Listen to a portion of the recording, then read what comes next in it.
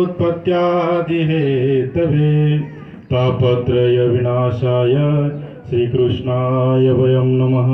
श्री गोपाल कृष्ण महाराज की जय। बोलतात तर सगळे, परंतु त्याप्रमाणे वागतात कोण कोण। चालतात तर सगळे, परंतु ध्येयापर्यंत पोहोचतात कोण कोण।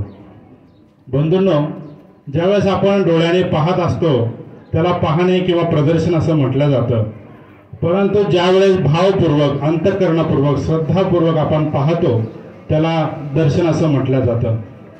खरं तर हा दर्शन रूपी सोहळा अनुभवण्यासाठी आपण मोठ्या अंतःकरणातून आपली भावना दाटून या सोहळ्यासाठी उपस्थित झालेला आहात। या देवकी नंदन महानुभाव आश्रमाचा हा वर्धापन दिन या ठिकाणी मोठ्या उत्साहामध्ये साजरा होत आहे। तद्निमित्ताने प्रस्तुत केलेला हा पंचावतार पंचकृष्णाच्या चरणी समर्पित करण्याचा हेतू मानस परमपूजनीय आदरणीय श्रद्धेय मम स्नेही परब्रह्म प्रतिष्ठानचे अध्यक्ष आदरणीय श्री वालीनाथ बाबांनी हा हेतू तथा सर्व सिन्नरकर परिवाराने अधिष्ठानाला पंचावतार उपहार समर्पित करावा हा हेतूने हा सोहळा या ठिकाणी आयोजित केलेला आहे। या सोहळ्याचे अध्यक्ष परमपूजनीय परमादरणीय श्रद्धेय प्रातस्मरणीय अखिल भारतीय महानुभाव परिषदेचे मुख्य सचिव या पुणे जिल्ह्याचं भूषण आदरणीय आचार्य प्रवर श्रीकृष्ण मंदिर शिक्रापूर आश्रमाचे संचालक आदरणीय श्री बाबाजी। तदनंतर त्यांच्या हस्ते या सभागृहाचं उद्घाटन संपन्न झालं असे परमपूजनीय परमादरणीय श्रद्धेय प्रातस्मरणीय विद्वद्रत्न आचार्य प्रवर श्री अहमदाबाद निवासी मोठी बाबाजी। त्याचप्रमाणे ज्यांच्या हस्ते या ठिकाणी ध्वजारोहण संपन्न झालं असे माझे मार्गदर्शक आदरणीय श्री पिलंस्कर बाबाजी विठ्ठलवाडी, ज्यांच्या हस्ते या ठिकाणी दीपप्रज्वलन झालेलं आहे असे परमपूजनीय परमादरणीय गुरुवर्य श्री हंसराज बाबाजी। त्याचप्रमाणे परमपूजनीय परमादरणीय माझे मार्गदर्शक, ज्यांचं नेहमी माझ्या पाठीवर हात असतो असे आदरणीय श्री कारेगाव निवासी बाबाजी। त्याचप्रमाणे परमपूजनीय परमादरणीय आमचं पुणे जिल्ह्याचं भूषण विद्वद्रत्न आचार्य श्री दत्तराज बाबाजी विद्वांस, परमपूजनीय आदरणीय श्री विश्वनाथ बाबाजी जिंतूरकर, परमपूजनीय आदरणीय श्री विजयपूरकर बाबाजी आणि मम स्नेही आदरणीय श्री राजूदादाजी भोजने, उपस्थित असलेल्या सर्व आमच्या तपस्विनी माता भगिनी, या सोहळ्याचे स्वागताध्यक्ष आदरणीय श्री सिन्नरकर बाबाजी उर्फ आत्या, या सर्व साधू संतांना प्रणिपात करतो, दंडवत प्रणाम करतो। खरं तर आपण सर्व या ठिकाणी आलेला आहात, आपण सर्व वासनिक आहात, आपण थोड्या संख्येने जरी आला असलात तरी आपण एकनिष्ठ भक्त आहात याची ग्वाही मला आपल्या सर्वांना दिसते। कारण की तोच माणूस या ठिकाणी येऊ शकतो ज्याच्या अंतःकरणामध्ये भावना आहे, श्रद्धा आहे, भक्ती आहे। म्हणून आपल्या सर्वांचं सुद्धा या ठिकाणी अभिनंदन। खरं तर मला या ठिकाणी या सोहळ्याच्या शुभेच्छा देण्यासाठी उठवलेलं आहे, परंतु बाबांनी या ठिकाणी मला ज्या सोहळ्याचं पहिलं भाषण जे असतं ते प्रास्ताविक असतं, त्याला वास्तविक म्हटलं जातं। खरं तर हा सोहळा दरवर्षी या ठिकाणी साजरा केला जातो, ज्यामध्ये आमचे परब्रह्म प्रतिष्ठानचे सर्व माझे गुरुबांधव या ठिकाणी मोठ्या उत्साहामध्ये त्या कार्यक्रमाचं आयोजन करत असतात। बंधूंनो, कार्यक्रमाचं आयोजन हे केवळ संतांसाठी नाही तर सद्भक्तांसाठी असतं। या ठिकाणी या वर्धापन दिनाच्या निमित्ताने, वर्धापन म्हणजे वाढत जाणे, जसं आपण आपला वाढदिवस साजरा करत असतो। खरं तर आपण जर विचार केला, आपण आपला दरवर्षी वाढदिवस साजरा करतो, पण विचार करा आपण वाढतो का कमी होतो?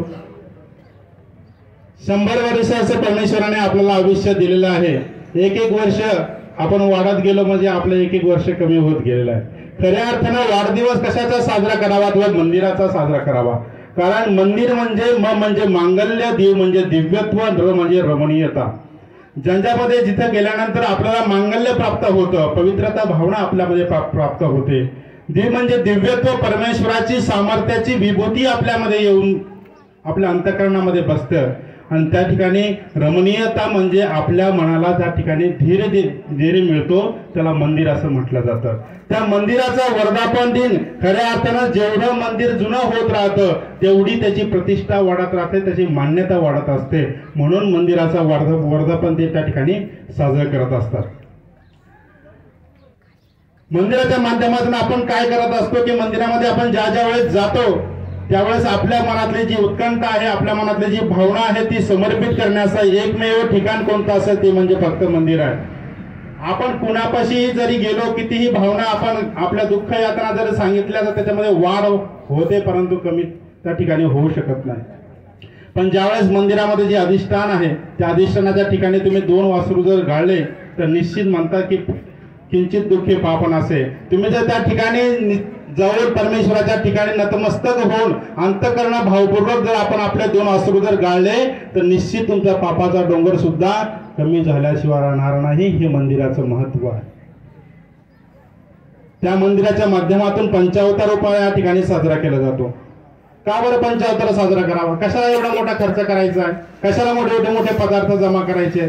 कशाला एवढे मोठे साधू संत बोलून त्याला विनाकारण खर्च करायचा आहे? आपल्या मनामध्ये कधी प्रश्न उद्भवला असेल, कशासाठी हा आपण पंचावतार उपाय या ठिकाणी साजरा करतो? बंधूंनो, विचार करा. ज्या परमेश्वराने आपल्याला सर्वस्व दिलेलं आहे, सुंदर देह आपल्याला दिलेला आहे, त्या देहाची किंमत जर आपण डॉक्टरकडे काढली तर त्याची कोट्यवधी रुपयाची किंमत त्या शरीराची होऊन जाते. डोळ्याला जर चष्मा जर बनवायचा तर कमीत कमी 5,000चा चष्मा आपल्याला तपासून लावावा लागतो, नुसते पाहण्यासाठी, चांगल्या दृष्टी येण्यासाठी. परंतु परमेश्वराने हे सुंदर कोट्यवधीचा देह आपल्याला प्राप्त दिलेला आहे. मग त्या परमेश्वराला आपण काय देऊ शकतो? विचार करा.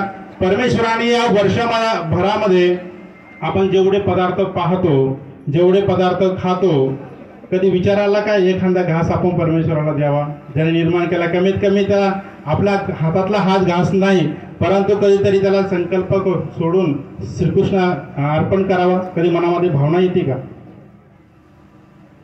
हाच उद्देश आहे की वर्षभरामध्ये जेवढे पदार्थ आपण पाहतो, खातो, ती भावना, तो हेतू या मंदिराच्या माध्यमातून परमेश्वराला समर्पित करावा. खरं तर या मंदिराचं नाव आहे देवकी नंदन. या देवकी नंदन आश्रमावर मला असं आठवलं की पूर्वी तर हे असे पंचावतार उपाय या ठिकाणी महाराज संप्रदायामध्ये होत नव्हते. बाबा त्या ठिकाणी साक्षीदार आहात. परंतु ज्यावेळेस उत्तर भागातून हा 56 भोगाचा जो विधी आहे, जो उपहार आहे, तो त्या उत्तर भागातून पंजाबातून इकडे आलेला आहे. त्या ठिकाणी गोवर्धन पर्वताच्या माध्यमातून असे त्या ठिकाणी 56 भोग अर्पण केले जातं. ती कथा आपल्या सर्वांनाच माहितीच आहे की ज्यावेळेस श्रीकृष्ण महाराजांनी त्या वृंदावनामध्ये, त्या गोकुळामध्ये सांगितलं की आजपासून इंद्राची पूजा करायची नाही. काय करायची नाही? इंद्राची पूजा करायची नाही. मग पूजा कशाची करायची? तर तो जो गोवर्धन पर्वत आहे त्या गोवर्धन पर्वताची पूजा करायची. का? आपले गायी गुरु तिथे चरल्या जातात, तिथं आपल्याला चांगल्या प्रकारचे फळं भेटतात, अनेक प्रकारचं संरक्षण ते गोवर्धन पर्वत आपला करतो. आपण त्याची पूजा केली पाहिजे. मग इकडं आपल्याला माहितीच आहे की इंद्राला खूप मोठा राग आला. हा राग आल्यानंतर याने काय केलं? धो पाऊस पडायला सुरुवात केली. कथा मी तुम्हाला थोडक्यामध्ये सांगणार आहे. अवघे 5 ते 7 मिनिटं मला भेटलेली आहेत. आणि मग तो धो पाऊस पडत असताना 7 अहोरात्र 7 दिवस आणि 7 रात्र श्रीकृष्ण महाराजांनी तो गोवर्धन पर्वत फक्त करंगळीवर उचलला. आणि आमच्याही आजूबाजूचे जे काही ग्वालिये होते, गोपाळ, त्यांनी सुद्धा ते काड्या लावून त्याला आधार देण्याचा प्रयत्न केला. मग त्या ठिकाणी श्रीकृष्ण महाराजांनी गोवर्धन 7 अहोरात्र 7 दिवस उचलला. ज्यावेळेस तो गोवर्धन खाली ठेवला, श्रीकृष्ण महाराज घरी आले. तिकडे जी देवकी माता होती,